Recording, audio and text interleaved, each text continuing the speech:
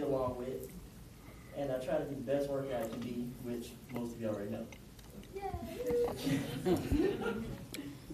But again, I'm not here today to tell you things that you already know about me. I'm here to talk about diversity. And this month, I want to focus on disabilities in the workplace. Disabilities, they are very key, and a lot of team members have disabilities. They come in all different shapes and sizes, just like team members. I'm up here, again, to talk about disabilities and myself and how they kind of relate to me. They go hand in hand. A lot of you may not know I have a sickle cell anemia. It's a hereditary disease, but I'm going to get into that a little bit further. I'm going to finish doing this intro that I put together. I'm not following because I'm kind of nervous. Let's see here. Okay, so although there are some laws set in place like the ADA, which is the Americans with Disability Act, and FMLA to help team members with disabilities, I just want to shed some light and give you guys a little insight on what it is to have a disability and working. And especially one that, again, I'm familiar with, and that's sickle cell anemia. Okay, so back to sickle cell anemia. You might ask, what is it? Sickle cell anemia is a hereditary blood disorder that affects about 90,000 to 100,000 Americans, African Americans actually. Here's the fun part. I'm going to throw some more numbers at you guys. We've been doing numbers most of the day, so I'm going to just keep up the trend and give you some more stats. About 1 in 500 Black or African Americans, that's about 1 in 12 of us have sickle cell anemia or the trait. So if you count off 12, I guess I would kind of be that 1 to 12. I actually learned this year too that about 1 in about 36,000 Hispanic Americans suffer from it as well. That's something I actually learned. I had it all my life. I never knew. So, probably thinking, gee, Sarah, you told us about how many people have it, but what is it? Okay, so sickle cell anemia is a genetic mutation, and it's originated in Africa to counter malaria. The reason it's called sickle cell anemia is because the red blood cells have taken more of a sickle or crescent shape instead of your traditional oval shape. Ah, there we go. All right. So on your left, you got normal red blood cell. On your right, you're going to have a sickle-shaped cell. And that's what it is. That's what it's shaped like. That's what the genetic mutation causes. And not all of your blood cells are shaped like this, but a vast majority are. Now, you might think that doesn't affect a lot, but the blood cells' jobs mainly are to carry oxygen throughout your body. When you have a lack of oxygen to a certain area, it can be very detrimental.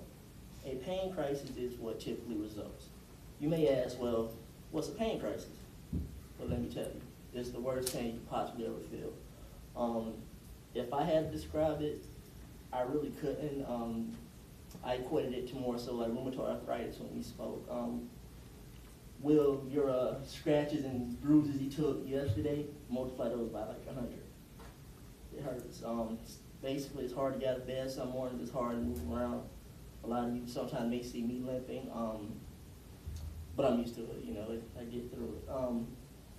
From there, let's see. With that, and the blockage, these sickle cells can't really carry the oxygen, so it causes that pain crisis. A lot of times, patients have to be hospitalized to get the pain under control because it's very, very bad and it hurts a lot.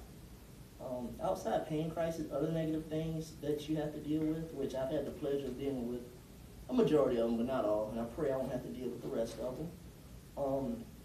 A vascular necrosis, that's when, again, that blood loss, the oxygen flow, doesn't get to certain areas. I have a vascular necrosis in my hip, so I had to have a hip replacement to replace that tip of the bone that died. Hurts, but I got over it. Let's see, what else? Acute chest is another syndrome where a lot of sickle cell patients suffer from, and that's lack of blood flow to the chest area, lungs, and it hurts really, really bad. That's like one of the worst. It's instant trip to the hospital, actually. A lot of times, organs are damaged due to blood flow issues. I've lost my gallbladder. I know a lot of people who've lost spleens and also suffer liver damage due to medications they had to take. You're given strong medication to fight the pain. A lot of times, simple Tylenol or lead won't really do. You're going to need your morphines and your painkillers, prescription to sometimes fight it. Which is another big and often gloomy side of sickle cell patients, would be a reduced lifespan. Not going to get into that because I don't like talking about that, and I have my own reasons, which I'm going to get to. Let's see. My mother was told when I was a baby I wouldn't live to see 18 months old. I'm now 30.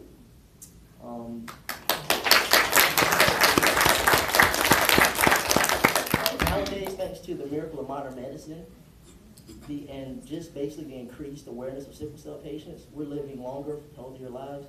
A lot of times outliving a lot of the doctors who told us we wouldn't see certain ages. Speaking of full healthy lives, I want to touch on my life for a moment. Like I said, I was diagnosed from birth. I actually had a stroke when I was about 13 months old. That's when I found out, I had sickle cell. I had to wear glasses, and I suffer hearing loss in my right ear. So I can hear, but it's like, huh? But I'm good on this side, and I think loud music kind of contributed to it. That's something else. As a child, though, it was kind of rough because growing up as a young boy, you don't want to be looked at as a weak and oftentimes considered outcast. And I had a chip on my shoulder as a kid.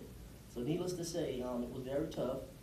The illness came with a social stigma also. A lot of times sickle cell patients are called drug seekers because we need certain amounts of medicine to kind of stave off the pain. But again, it happens. I've dealt with it before. I've gotten over it.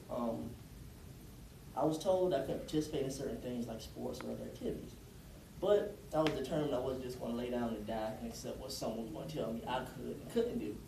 So therefore, I went on to play basketball, played football actually, which didn't quite work out because can't quite put on the weight. But I was fast though. But other than that, I hated to get hit, so I would kind of make sure they didn't catch me or run out of bounds. Yes, I ran out of bounds. Also, I became a black belt in Isshin karate, and I was one of my teacher's top pupils that often taught classes, so don't try. But out of all of that, though, I think my most important accomplishment as a child was finishing high school on time. A lot of kids with sickle cell miss a lot of school, miss a lot of work, just miss a lot. And I actually finished on time, and college was a breeze too. I think I missed a semester, but that was kind of my mom passed away. But it wasn't sickle cell related, so kind of, I don't know how I made it through college. Like, it's another story too.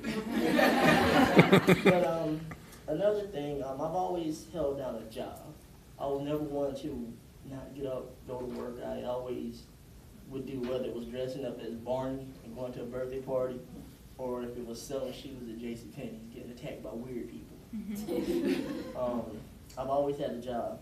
And one thing that I believe in is just keep pushing. And there are days where I've had to have been sent home by my manager because I'm too stubborn to tap out and say, you know what, I can't do this today. So someone else has to throw in a towel for me. But it's cool. And I appreciate, people like that and the great friends that I have who actually a lot of times are my better judgment instead of myself, because if it was up to me, I would keep pushing, keep going. Let's see, what else? Like I said, there are days where I'm in so much pain, getting out of bed and putting on my shoes is a task itself, but I still got to get the job done. Let's see. I'm just saying, that no matter, and this is my personal mantra, no matter how hard things get, as long as you're alive and you're breathing, you have no excuse. Get up, keep pushing, keep going. Never lay down, never give up. And I've always believed that. I think that's not it, but I'm sorry, and I'm nervous. This is really something that's really near and dear, and I don't share it with a lot of people. I guess I like y'all a lot. So if you guys would like to know anything else about sickle cell, feel free to ask me. I'm an open book. If you have any questions, there's a lot of stuff that I left out for different reasons, one being time. because I can go into different things like genetics, treatments, all different kind of things. But again, if you have any questions or know anyone, feel free to ask. Have a slide here where I skipped the part where I was going to talk about invisible disabilities and visible, which is something invisible. Something can be wrong with someone, whether it's mental or physical, that you don't know about, and you really don't know, but it's still a disability that you have going on. My next slide here, just was going to ask, who would you guys think has sickle cell out of these two people? Anybody want to try to take a guess? I know, so I won't. No, not you, not you. Not you. I already told you no. I'm going to go with the football Miss player. Fire. Okay, all right. Miss Fire, I shouldn't have picked you, because you told me about you. Yeah. But actually, Ryan Clark, that is correct. He does have sickle cell anemia. He's in the NFL, so it goes to show you anything is possible. I just didn't lift enough weights. And he played for the Yeah, that's why I didn't ask you, because I knew you would know that. Plays for the Redskins now. Actually, little Jessica Freeman as well has it too. I just kind of threw her in there to kind of throw you guys off, but both of these wonderful people have it. And speaking of both of them and people who have it, I know we have some team members who have siblings or family members that they have or have lost due to sickle cell anemia. And I would like to just dedicate my presentation, although I'm kind of all over the place, to the loving memory of Toyin Odelia and Charles Chuck Young, Sharon's brother, vice sister. And these actually came two of my closest friends, and I just would like to dedicate my presentation to the memory of the loved ones. Appreciate it, bro.